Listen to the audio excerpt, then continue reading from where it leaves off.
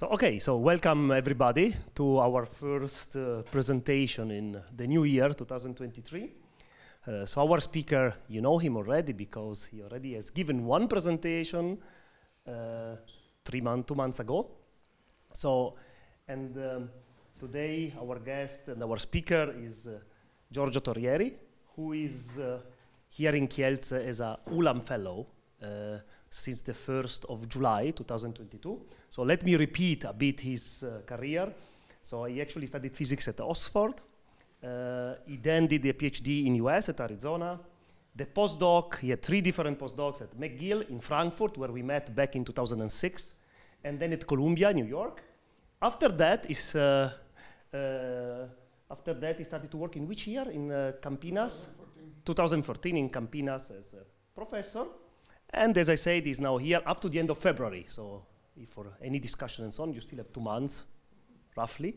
And today we have a particular topic that it was, so to say, the agreement to give a talk about the last Nobel Prize in Physics, so the 2022 Nobel Prize in Physics.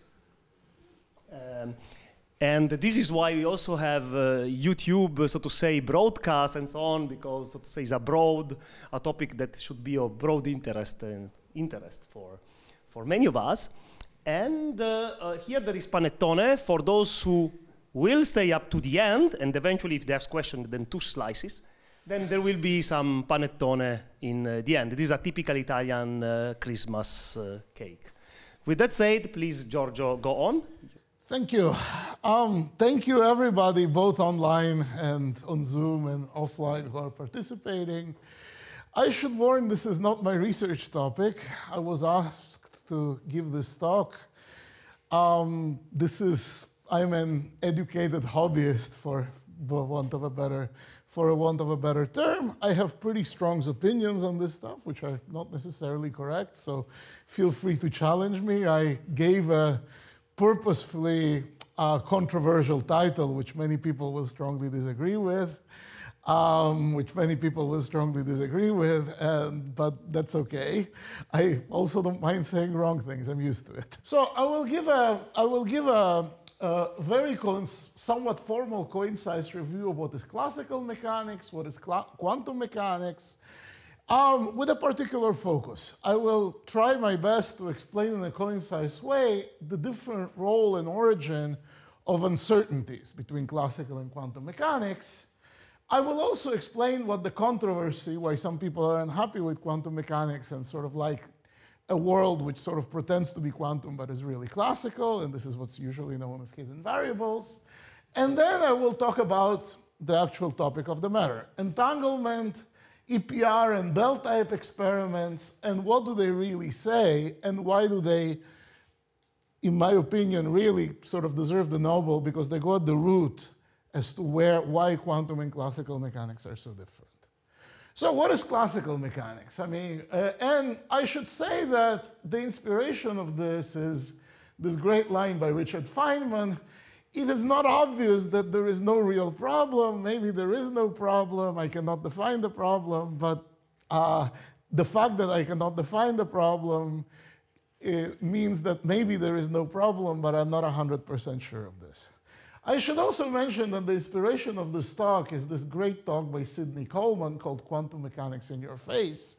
Much better talk than I can ever aspire to give. And I would also like to thank Peter Morgan. I think he might be in the Zoom link. He probably doesn't agree with quite a lot of what I say, but he gave me very useful comments, which I incorporated. So, what is classical mechanics? I mean, you've studied Newton's laws, you studied Lagrangians, sort of a way to understand classical mechanics, which isn't too useful for solving problems, but it's sort of maybe more useful for philosophizing in a rigorous way, is this one here. You have, you have an observable, which is usually called Q or X. Here I will continue calling it X. A canonical momentum called P, and a Hamiltonian. The X and P dictate the phase space where your system might be, and the Hamiltonian dictates the dynamics, where the system will be at a point in the future, given that the system is at a different point now. And there is this operator called the Poisson bracket, which basically you can take any function of x and p. X and p are sort of real numbers. O is an arbitrary function of x and p. And knowing O, you can see how O evolves by building the Poisson bracket of O with the Hamiltonian. And it's going to be a first-order differential equation because p is momentum. I mean, Newton's laws, of course, are second order. Geometrically, what happens is that if you draw a Cartesian plane, which you usually cannot because there is a p and an x for every degree of freedom, but let's assume that there is only one, this O is going to run in circles. This O is going to run in circles. Not quite in circles, it's only circles if the system is integrable, and if the system is sort of more complicated, it will run in highly aperiodic motion.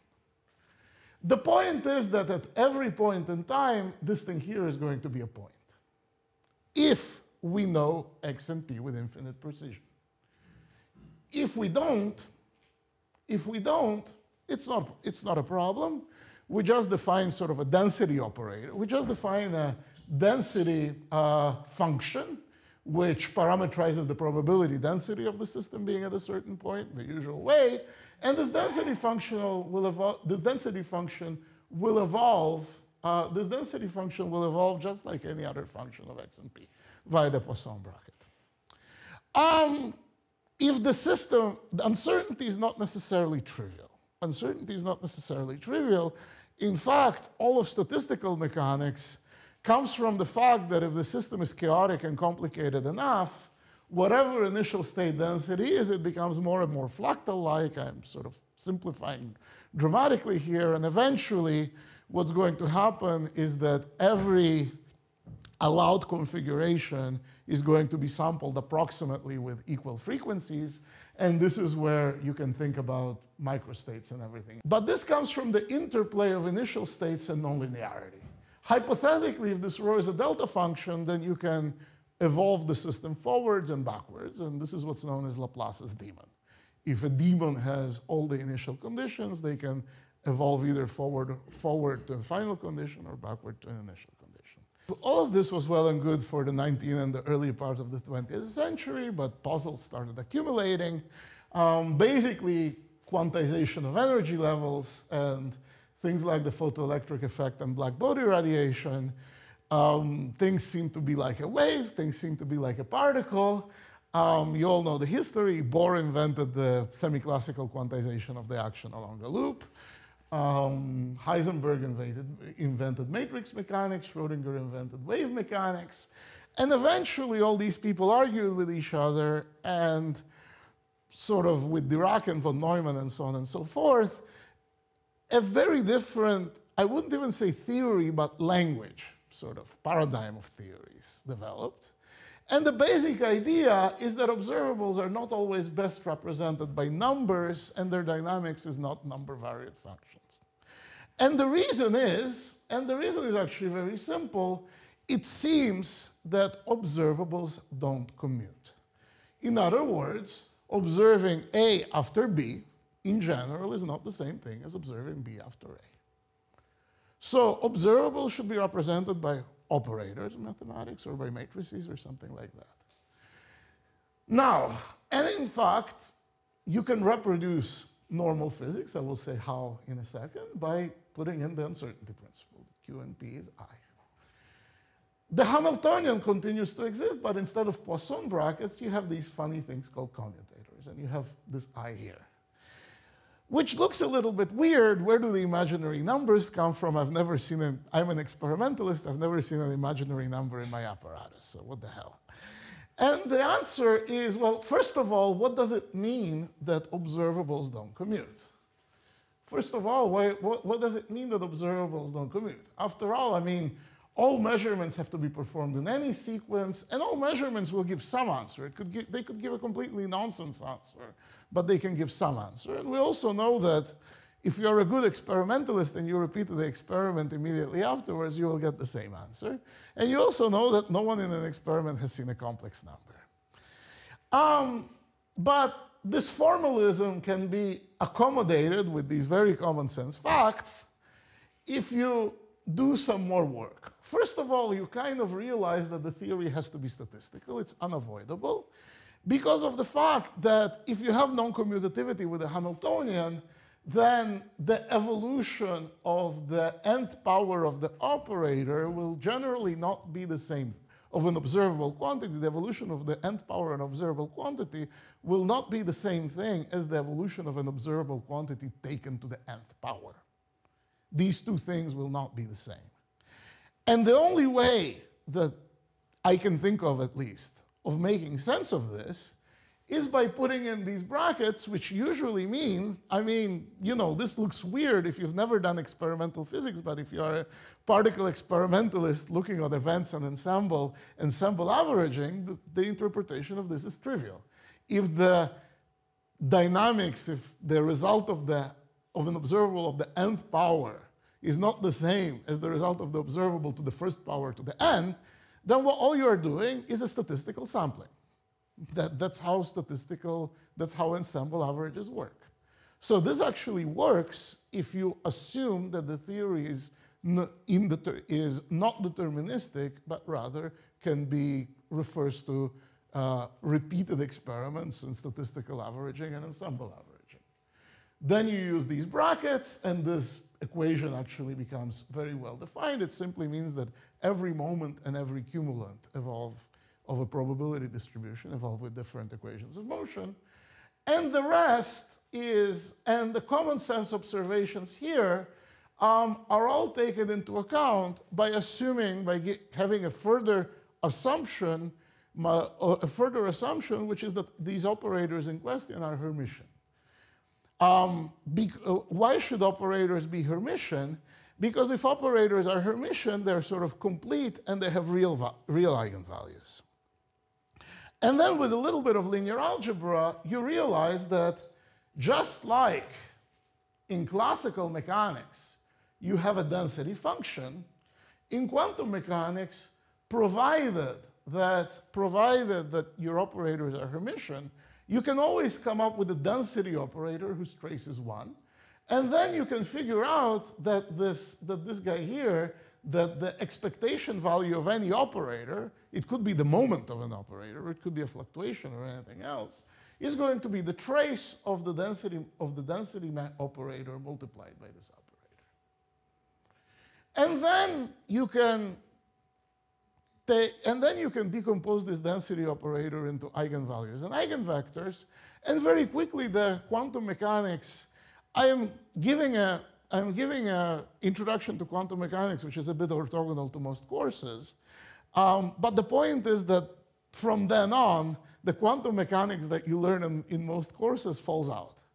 If you have a density matrix and you have hermiticity and everything else, then this density matrix can be decomposed into an eigenbasis, and then the trace, the fact that the expectation value is tracing leads via Gleasons theorem, provided that the density matrix is Hermitian, to the Born rule of the probabilities of quantum mechanics. If you start with a density matrix, the recently departed Weinberg emphasized in his quantum mechanics book that the density matrix, in his opinion, is more fundamental than the wave function. And I absolutely agree for this reason. The existence of a density matrix is a consequence of hermiticity operators. And all the quantum mechanics you know and love comes from this. Comes from the fact that the density matrix exists. The good news is that there is at least one problem that you can solve exactly in every way you found you did quantum mechanics, which is the simple harmonic oscillator, which is why I think Wigner said that modern physics is the simple harmonic oscillator with more and more levels of abstraction. With the harmonic oscillator, you can sort of build up an arbitrary density matrix and integrate it for every observable. And the phenomenological features of quantum mechanics just fall out really great. Both the photon gas, it will be an infinite number of uncoupled harmonic oscillators, a free field, and also quantization of energy levels, and even the hydrogen atom, because it turns out that the hydrogen atom is a hidden harmonic oscillator in 3 dimensions because of the Laplace-Runge length vector, because of the conservation of orientation. And it's actually good that it is, because of course solving the hydrogen atom is historically what quantum mechanics was made for, because it turns out that there is also bad news, the Grunewald-Van Hove no-go theorem, that basically says that every potential more complicated than a harmonic oscillator that cannot be put into a harmonic oscillator formed by an exchange of coordinates is basically going to give you finding the density matrix this way is actually impossible. You will have a Heisenberg picture and a Schrodinger picture, but you will have infinite numbers of differential equations, coupled nonlinear differential equations to solve them, and the connection between them becomes something you cannot do quantitatively. This is something that, in my opinion, should be taught a lot widely than it is. But because ultimately, this is why, I mean, you study the simple harmonic oscillator, you study the hydrogen atom, which, as I said, is a simple harmonic oscillator hidden, and then you start studying perturbation theory, because after all, the world is not a simple harmonic oscillator, but hopefully it's a simple harmonic oscillator with perturbations, right? This is sort of modern physics. Summarizing my introduction, the key difference, in my opinion, between classical and quantum mechanics is the role of uncertainty. In classical mechanics, uncertainty is encoded in the initial condition. Instead of having a phase space point, you have a phase space density function and you evolve it. Which basically means that it doesn't mean that the effect of uncertainty is trivial. For chaotic systems, it's not. But you should always be able, to a certain approximation, to write your uncertainty as a sort of Bayesian type integral, as a convolution between an evolution, between an uncertainty function and the operator that you want to, that you're interested in. In quantum mechanics, uncertainty doesn't come from the initial condition, it comes from non-commutativity. It comes from non-commutativity, the dynamics of, if you want, every cumulant of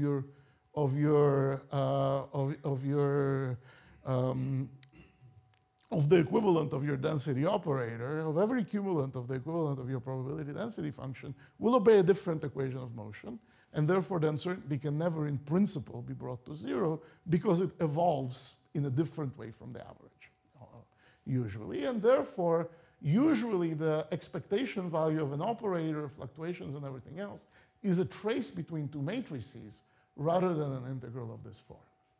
So this is something you should remember. I will repeat this many times. The point is that here you have 2 integrals put together, 2 probability density functions convoluted. Here you have a trace between 2 matrices. And mathematically, these are very different beasts. And mathematically, they're very, very different beasts. And this is also a nice place where I can sort of introduce what hidden variables are. There are people who are sort of really uncomfortable with this complete change in paradigm of how we regard the physical world. And they would actually prefer a theory which looks quantum but is actually underneath classical. And from a mathematical point of view, it basically means adding variables that we cannot see, and asking ourselves whether this kind of dynamics can be reproduced by a classical type integral together with variables that we are not seeing. And this is the whole point. This is sort of the definition of what I would call a hidden variable theory in this sort of Hamiltonian mechanics form. You will always have a probability density function because it's partially a convolution of a probability distribution of variables that we cannot see. And this is sort of mathematically a crisp way of announcing things, and this is a potential for a Nobel Prize. Like, how do people win Nobel Prizes? I mean, never mind Nobel Prizes, there are sort of always somewhat political things, but what is great science? Great science is when you have elegant assumptions, an elegant way to go from assumptions to sort of data, and the data comes and it sort of says something really profound that you don't need any more interpretation. Otherwise, you know, I mean, this is sort of what puts you in line for really doing something amazing. And it's the opposite of, you know, taking 20 parameters and fitting an elephant, which probably might get you a paper, but probably will not give you a Nobel Prize. So the point is that this thing that the Bayesian type classical uncertainty versus quantum uncertainty due to non-commutativity are mathematically very different things, and we can exploit these things to design an experiment. But first, let's elaborate, like, what exactly do we want? Well, what we want is that, I mean, I started with, it's a new language where physical quantities aren't represented by numbers anymore, they're represented by operators, and you have these complex non-commutativity, and when things, when you make an observation, the system changes to the eigenstate of the operator you're observing, and so on and so forth. A lot of people really find this uncomfortable. A lot of people really find this uncomfortable because it's not clear what these operators actually represent in real life. The literature of interpretation of quantum mechanics is sort of long, and and you have like the usual Copenhagen Bayesian thing that essentially says that the density matrix and the wave function are not really real objects, they represent our lack of knowledge of a situation. You have the alternatively called many worlds and relative state formulation that basically says that the world is made up of wave functions, the detector, it's just that we never notice it because wave functions for big open things like detectors look very classical, so we don't observe the wave. Remember that quantum mechanics, the way it's taught, represents closed systems. We always observe a subsystem which interacts with us. And this sort of explains why the wave function exists, but we do not perceive it as a wave function when we do experiments. I perceive you sitting in a seat. I don't perceive you as, you know, spread around many seats. You have this relationalism that basically says that we cannot learn about things. We can only learn about the relation of things to other things. We can only learn about the relation of things to other things, and that's a matrix. And operators basically come from this because there is no point in talking about the properties of a system. There is only a point talking about the properties of one system as it interacts with another system, which takes a certain projection of that system. And then, of course, you have the hidden variable theories, which reduce to the idea that the world is really classical, but it looks quantum. And in particular, there is this very nice rewriting of the Schrödinger equation due to Bohm. He had a chance of winning the Nobel Prize for this. He's counted as a Brazilian because he came to Brazil during the McCarthy era. He was persecuted in the US. Where basically you can rewrite the Schrödinger equation as the equation of continuity and a classical equation of motion together with something called the quantum potential, which looks exactly as something, as a potential term of an interaction with some invisible degree of freedom and the visible degrees of freedom. So this gave a lot of impetus in the 50s to try to understand quantum mechanics in terms of some hidden degrees of freedom, which are sort of encoded in this quantum potential. I personally like the former and dislike the latter. This is my opinion. What do I mean? I mean that if you think about it, representing things in terms of operators, representing physical things as operators is in principle not less ontologically confusing as representing them as numbers. In fact, it's more reasonable to me that physical systems can only be studied by interacting with them in a certain way. And the idea that different interactions don't commute for me is not puzzling. And it's also true that every system, and it's also true that quantum mechanics only really applies in an idealization where systems are closed, and when we observe things, they're always open. So they're always open. Quantum mechanics still applies, but you will need to have additional terms like decoherence to take into this openness into account.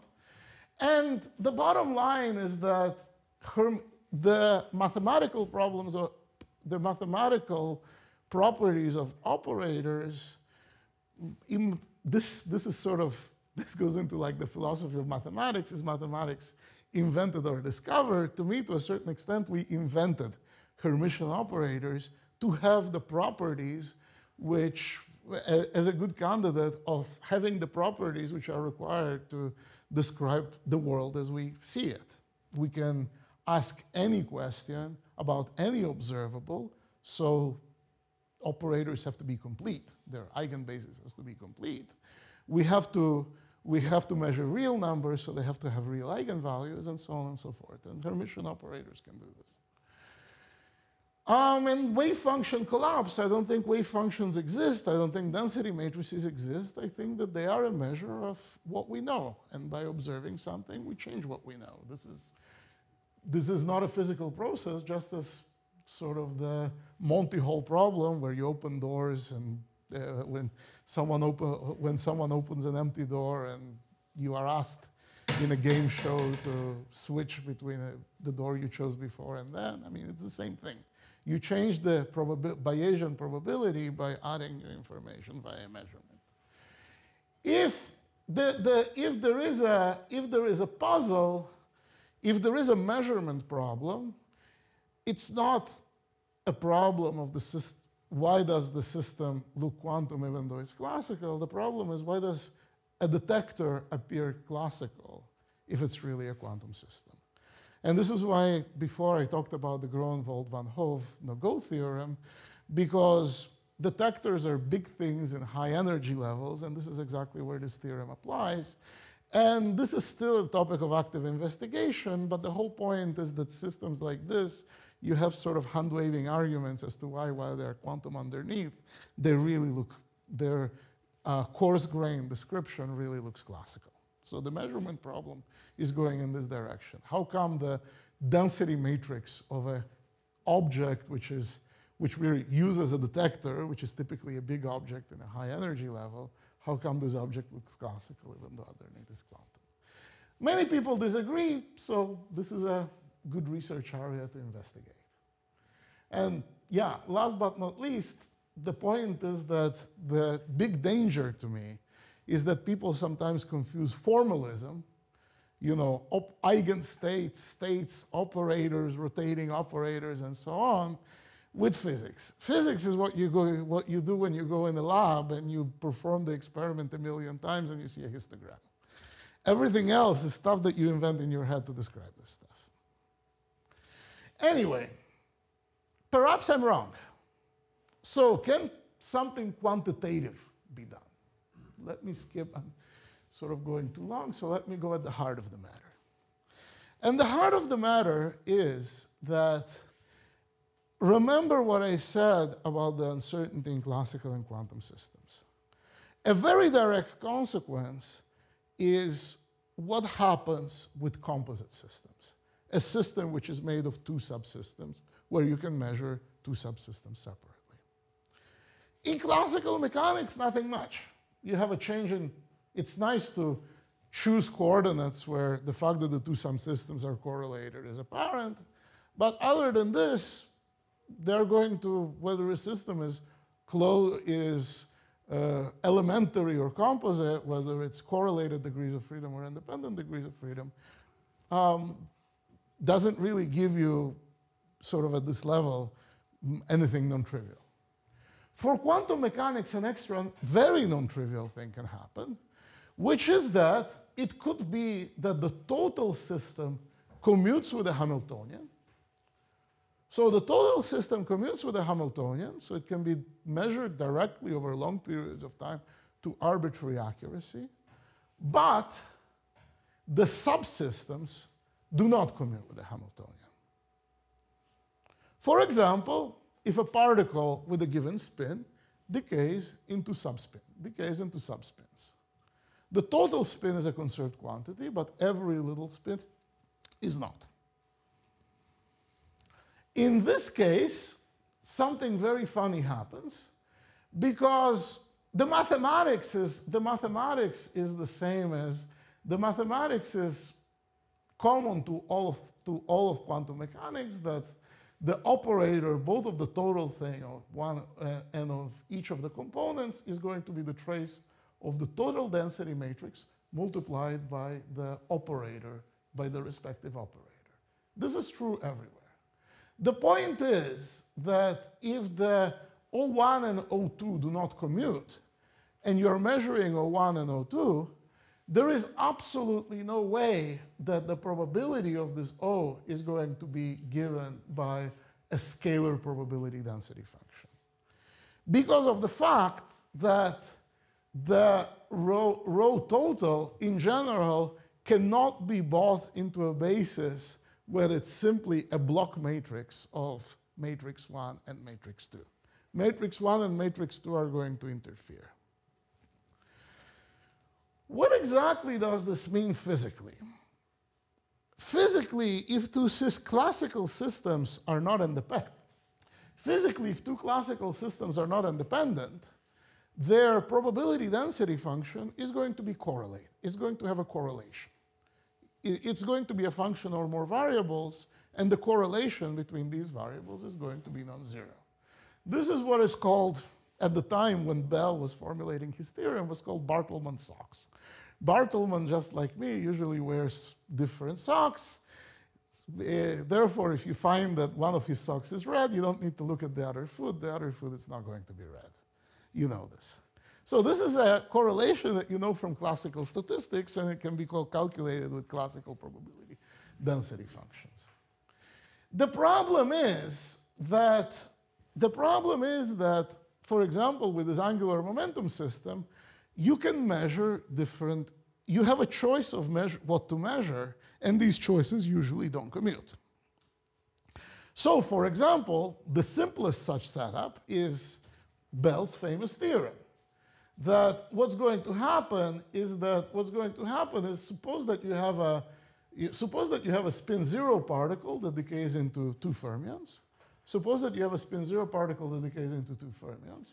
If you choose, and here you have 2 experiments that can choose which direction they can measure the fermions. They can choose which direction they can measure the fermions. If they choose the same direction, they have exactly the same result. If they choose the same direction, they have exactly the same result. Sorry, the opposite result. Yeah, they have exactly the opposite result. And this is Bartleman socks. However, if they choose different directions, then the results become completely uncorrelated. And there is no analog of this for Bartleman socks. Like if Bartleman has socks with different color, and also one of the socks has a hole and the other one doesn't, you will know everything about both color and holes at the same time. Here, you will have a correlation, but only if you choose which direction to measure carefully. If you choose random directions, you will not have a correlation. And this can be put into a strict mathematical form by looking at this inequality here. You think of it as a particle experiment. You have many, many, many pion decays into fermions. You have... Take the rho 0. The rho 0, well, the rho 0 goes into pions. The rho 0, yeah, sorry. You're right. You're correct, yeah. The rho 0 goes into electron-positron, repeat a billion times. You have 2 experiments which are far, far away. They chose a sequence a year before you perform the experiment. They choose in which sequence you measure. You collect events, you build a correlator, and as Bell has shown, this correlator is going to be less than 2 if the correlations are reducible, to this form. What is incredible is, the heart of the matter is that the classical correlations are usually negative. You know, the more correlation you have, the less things fluctuate, because if you measure this, you know something about that. That's what a correlation is. Non-commutative measurements give you exactly the opposite thing. They are violations of this statistical independence, but in the opposite direction. If you want, they are extra fluctuations. And this is exactly what the Nobel Prize was awarded for. This experiment was done with coupled photons, not with mesons. And it was first done by Aspect and independently by Clauser, I believe. And indeed, quantum mechanics works.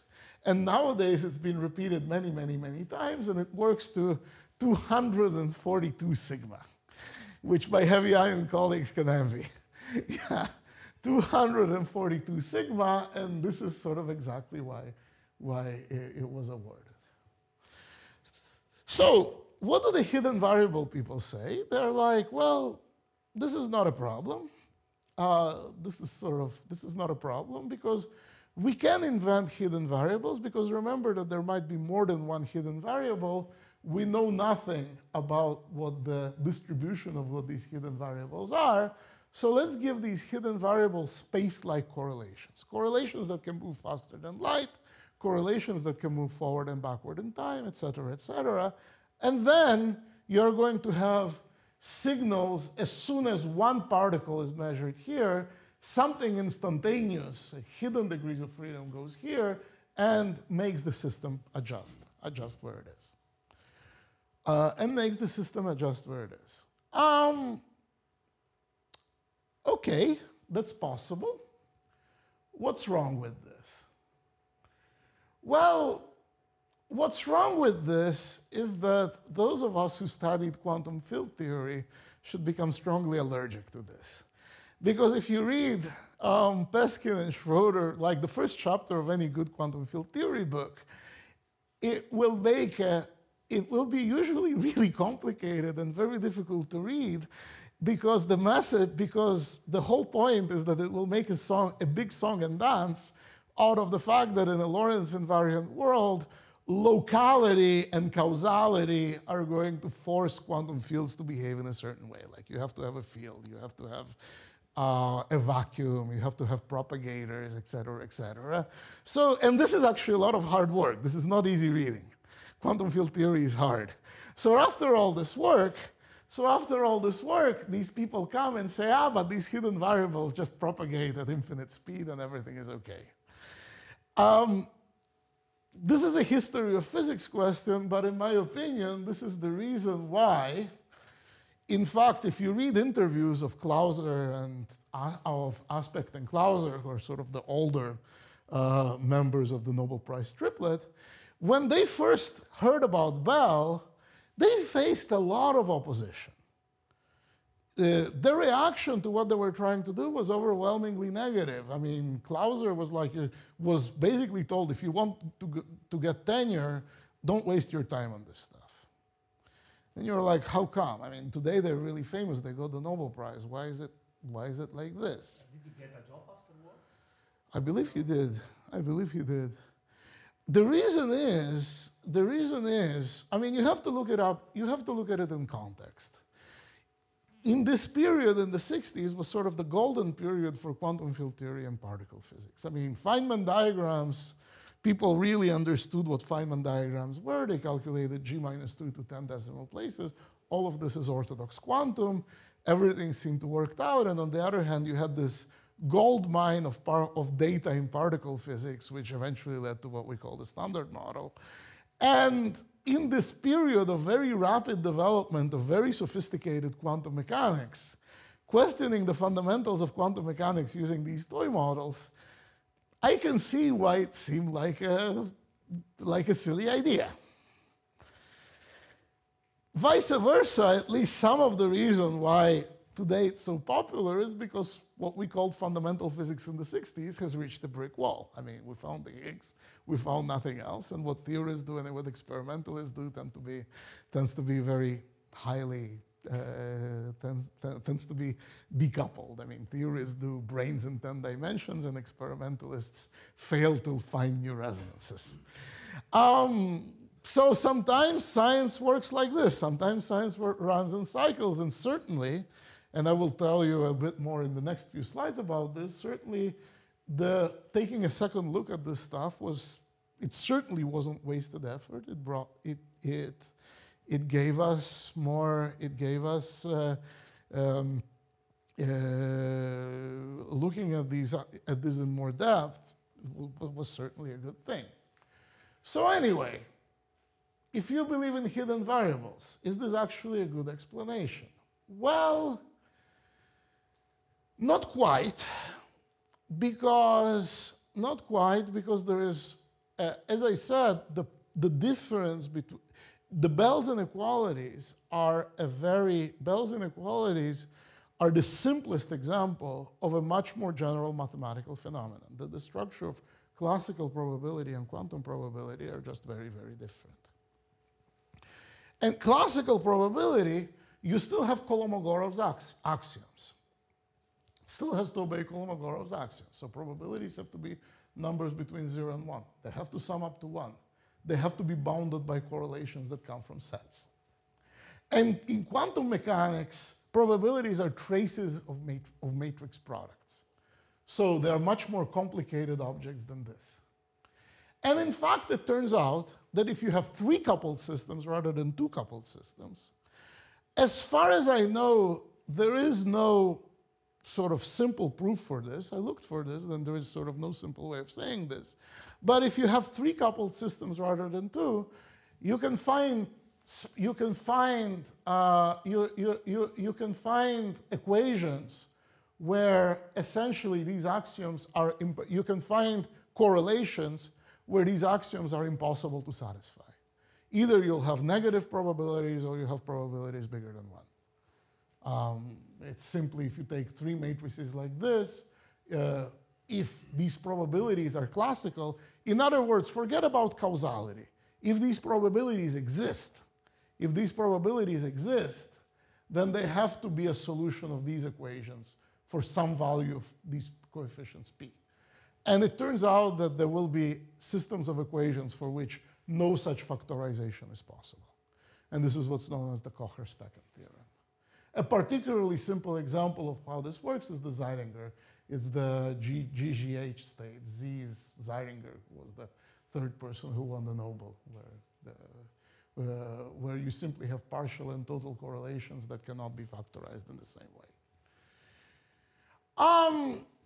And this brings me to why I believe that, the title that I gave makes sense. Violation of causality is not enough. The hidden variables don't just have to be causal. They also have to be non-contextual. They also have to be, contextual. So they have to change depending on what you measure. And if you have contextual, non-causal hidden variables, they start to remind me of, there was this popular Facebook group a few years ago that argued that physics doesn't really exist. You have invisible gnomes everywhere. Like, you have, instead of Coulomb's law, you have a gnome that takes the positive charge and another gnome that takes the negative charge, and they sort of push them together.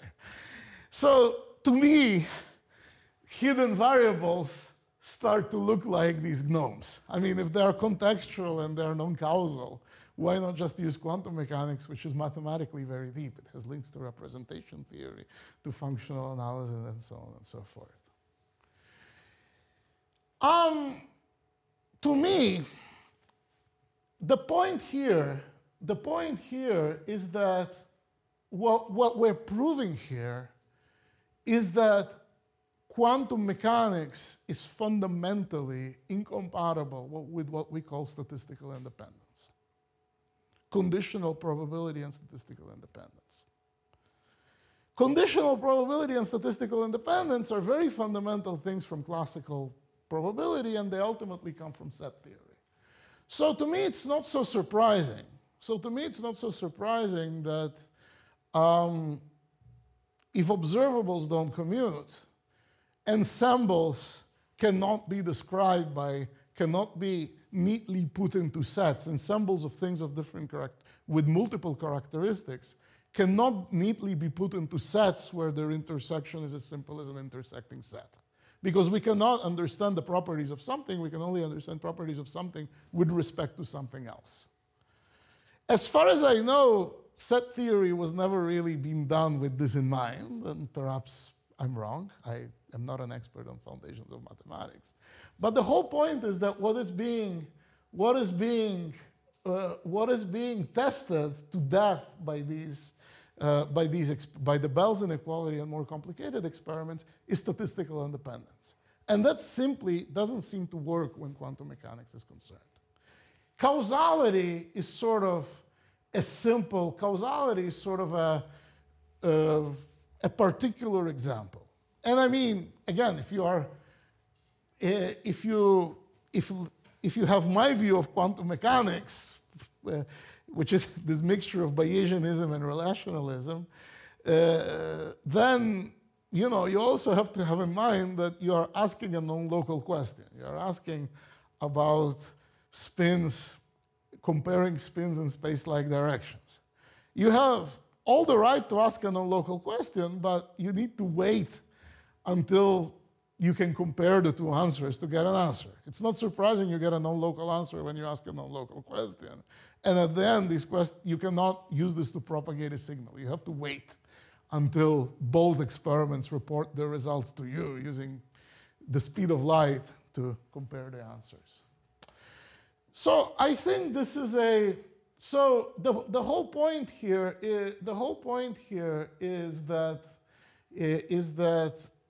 the quantum world seems to be constructed in a way that where just like it's inherently random, it's also inherently statistically non-independent, and both of these phenomena are caused by commutation between observables.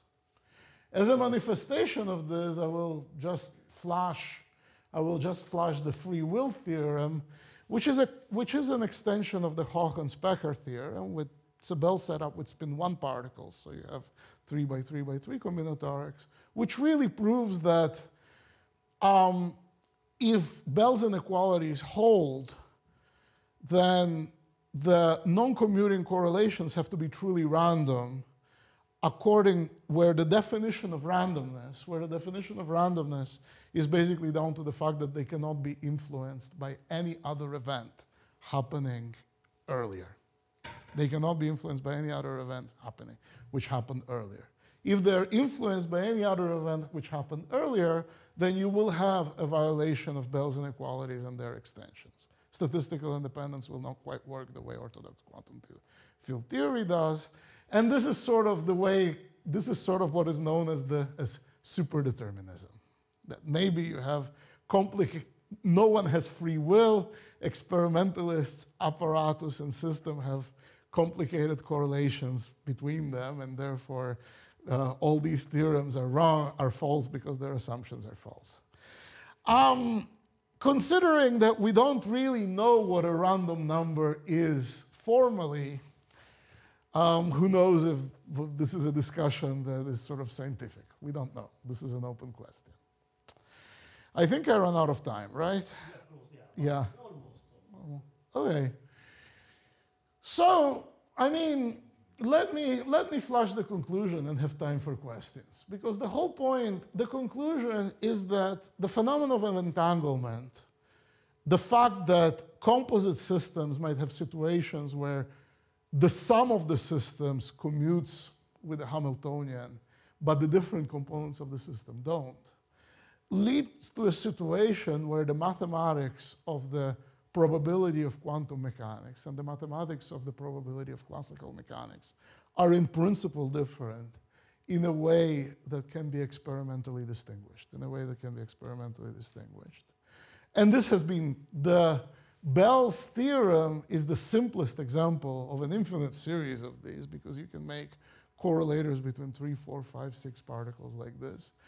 And the basic idea is that either you will have violations in experimental data of quantum mechanics, or what are called hidden variables essentially have to become as close as to quantum as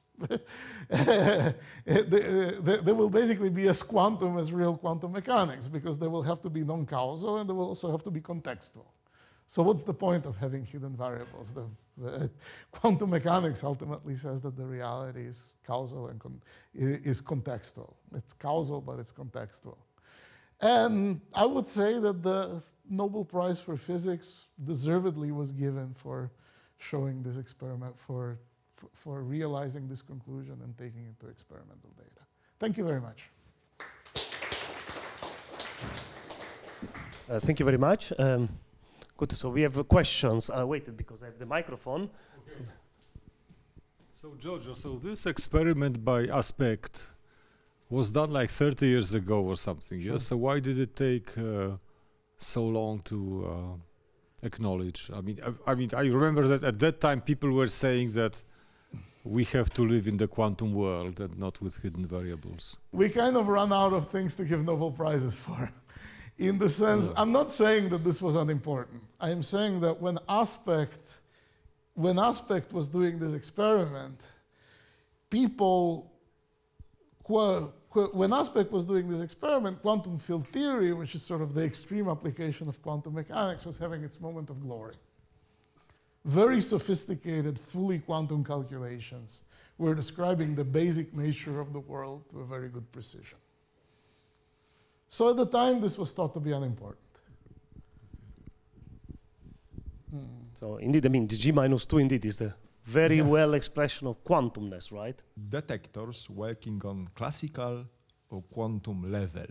Could you please reveal us some ideas how to prepare an instance of a detector working purely on a quantum level? And whether an eye, human eye, is a kind of such an instance? Well, I just sort of said that I'm not sure which part you mean. I kind of said that the measurement problem basically, to me, is reduced to how come detectors, which are fundamentally quantum objects, behave like classical objects. So the question is, what if you use the quantum object? Would it still be a good detector? In fact, it's kind of, you can rethink of this as an effective field theory problem. For example, if you probe an electromagnetic field, by a fast electron, an intense electromagnetic field by a fast electron, you can sort of treat the detector as the electron as a detector, as a classical source. But it is a quantum object. You can calculate its stochastic evolution. It's just that quantum probabilities are close enough to stochastic probabilities for this to work. So the human eye is sensitive to a photon, but the whole point is that the human eye is very much a classical object because it opens, it exchanges heat with the body, and its temperature is much bigger than the absolute zero. So yeah, the human eye is density. The question is, how close can you model an object's density matrix by a classical probability distribution? And usually, by definition, for something to be a good detector, it has to be close to a classical probability distribution. But maybe if I add something here, there is the whole class of weak measurements. And the weak measurements are something more in the direction of what Maciej was saying, that you do not destroy the quantumness of the system upon measuring it. But of course, if you do only one measurement, you don't have enough information because you just move a bit the system, but you don't collapse it. You have to apply many of those. So there is plenty of things about these weak measurements and also these things. Yeah, weak measurements are sort of, if you look at them and sort of, this is where I'm talking about, the point is not to confuse mathematical formalism if you think of weak measurements in terms of correlators, what they are typically ratios of correlators in which both numerator and denominator are small, but the ratios can be sizable. That's basically what weak measurements are. Yeah. I guess yes. I guess they're sensitive to this sort of thing. But the bottom line is weak measurements are correlators, just like every other measurement. So at some point you mentioned that the causality. So is there any effect of causality on the hidden variables? And if that, is it how it can be experimentally observed? The idea is that you have experiment 1 and experiment 2. They can be separated in space for as much as you want, and they independently decide what to measure, whether to measure the z component of spin or the x component of spin. And the point is that either the correlations that either this correlation here will be different from its quantum value, or something has to move faster, or somehow the decision of what to measure here has to influence the decision of what to measure here, or vice versa. So this is sort of the distinction, that either the correlation that quantum mechanics gives is incorrect, or at least you have a violation of causality. But in my opinion, thinking about causality is actually a little bit misleading. One has to think about statistical independence. Because you can make more complicated setups where it will be impossible to define probability functions which are both statistically independent and well-defined, and reproduce the correlations that quantum mechanics gives. I have a question concerning the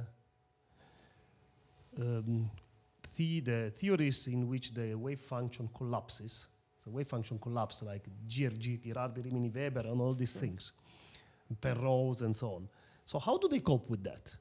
So, well, okay. I think that the sort of theorem, the required theorem here is the free will theorem. That basically says that no event, provided that something like relativity holds, they have actually more general axioms than relativity, they just have a maximal speed of signal propagation. Either there will be a violation of Bell's inequalities, or the decision of what to measure is really independent of any previous event of the universe. So essentially, spontaneous collapse probably would have to violate Bell types inequalities eventually, yes. I mean, I think I don't particularly believe superdeterminism, but the point, they do give a direction to look for. Because the whole point is, what does randomness actually mean? At its most basic level, what does randomness mean? I mean, before interpreting quantum mechanics, one has to really interpret probability theory, because randomness is a surprisingly ill-defined concept. And sort of the operational definition is that randomness means that the next time you throw a coin cannot be predicted by previous ways in which you threw coins. And so these guys here kind of say that maybe non-commuting observables, maybe if you measure, first you measure x, then you measure z, then you measure x, then you measure z of spin sequentially, the sequence that you will get will not be truly random. So it was already determined how you put your detector before, so it is not really bad. So then all these perhaps GRW will give you something similar. You know, it's spontaneous, there is this extra gravity dynamics, it will give you something similar. And of course but the point is that, I mean, those of you who work on Monte Carlos know that random number generators are very tricky things. I mean, you know, they can be very good for some applications, very bad for some others. Unless you know where the randomness is violated, it's very difficult to prove that something is random. It's impossible to prove that something is random, so who knows? So with that said, I think we can thank our speaker, Giorgio, again. Thank you very much. So you can see it again on Zoom, on YouTube, sorry. We'll send the link.